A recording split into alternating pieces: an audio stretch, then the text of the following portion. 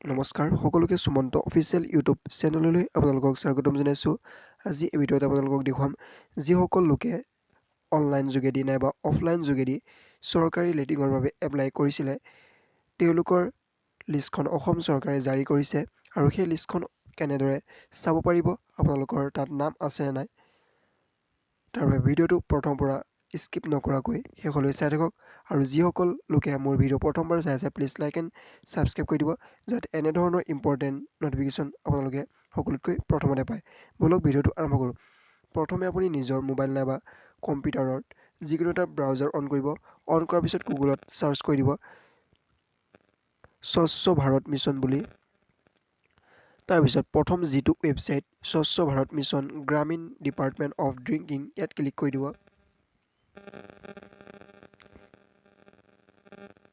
Click কৰাৰ পিছত পেজটো এনেদৰে অপেন হ'ব। তললৈ স্ক্ৰল ডাউন কৰিব আৰু যিসকল লোকে বৰ্তমান এতিয়ালৈকে চৰকাৰী লেটিঙৰ বাবে এপ্লাই কৰা নাই তেওঁলোকে এপ্লিকেশ্যন ফৰ্ম ফৰ ISSLত গৈ ফৰ্মখন ফিল আপ কৰি এপ্লাই কৰিব পাৰে। এনেধৰণৰ ভিডিঅ' মোৰ দিয়া আছে, আপোনালোকে তলত গৈ চাই ল'ব পাৰে। এতিয়া আপোনালোকে লিষ্টখন চাবলৈ হ'লে MISত ক্লিক কৰি দিব। ক্লিক কৰাৰ পিছত তললৈ স্ক্ৰল ডাউন কৰিব।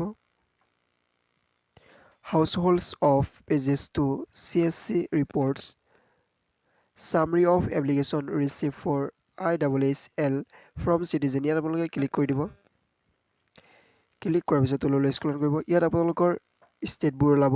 আপোনাৰ যিটো ষ্টেট হয় সেই ষ্টেটটো চিলেক্ট কৰি দিব। মই ইয়াত আসাম ষ্টেটটো চিলেক্ট কৰি দিছোঁ। তাৰপিছত আপোনালোকৰ নিজৰ ডিষ্ট্ৰিক্টটো চিলেক্ট কৰিব। মই ইয়াত হোজাই ডিষ্ট্ৰিক্টটো চিলেক্ট কৰিছোঁ। তাৰপিছত আপোনালোকৰ ব্লকটো চিলেক্ট কৰি দিব। মই ইয়াত লামডিং ব্লকটো চিলেক্ট কৰিছোঁ।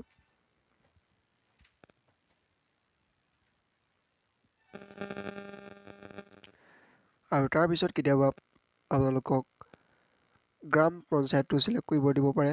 আপোনালোকে গ্ৰাম পঞ্চায়তটো চিলেক্ট কৰি ল'ব। ইয়াত যিহেতু মই ডাইৰেক্ট লামডিং ব্লক চিলেক্ট কৰাৰ কাৰণে লামডিঙৰ যিমানবোৰ গ্ৰাম পঞ্চায়ত আছে তাৰ ভিতৰত অন্তৰ্ভুক্ত হয় সেই গ্ৰাম পঞ্চায়তবোৰ ওলাই গৈছে, দেখিছে।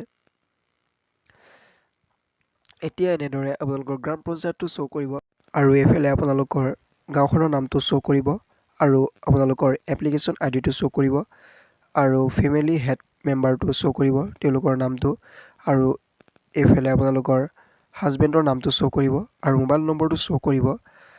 আপোনালোকৰ জেণ্ডাৰটো শ্ব' কৰিব মেল ফিমেল। কেটেগৰীটো চিলেক্ট কৰিব APL নে BPL আৰু ছাব কেটেগৰীটো চেক কৰিব আপোনালোকে কি কাষ্টৰ হয় আৰু এইফালে আপোনালোকৰ এপ্লিকেশ্যন এপ্ৰুভ হ'ল নে নাই হোৱা সেইটো শ্ব' কৰিব। এনেদৰে আপোনালোকে চাব পাৰিব যিসকলৰ লিষ্টত নাম আছে। এনেদৰে আপোনালোকে অতি সহজতে চেক কৰিব পাৰিব। এনেধৰণে আপোনালোকে চৰকাৰী লেটিঙৰ লিষ্টত চাব পাৰিব আপোনালোকৰ নিজৰ নামটো আছে নে নাই। যদি আজি ভিডিঅ'টো চাই ভাল লাগিলে প্লিজ লাইক এণ্ড ছাবস্ক্ৰাইব কৰি দিব যাতে এনেধৰণৰ ইম্পৰ্টেণ্ট নটিফিকেশ্যন আপোনালোকে সকলোতকৈ প্ৰথমতে পায়। আজি আছিল এইটো সৰু সুৰা এটা নটিফিকেশ্যন আপোনালোকৰ বাবে। আজিলৈ বাই বাই।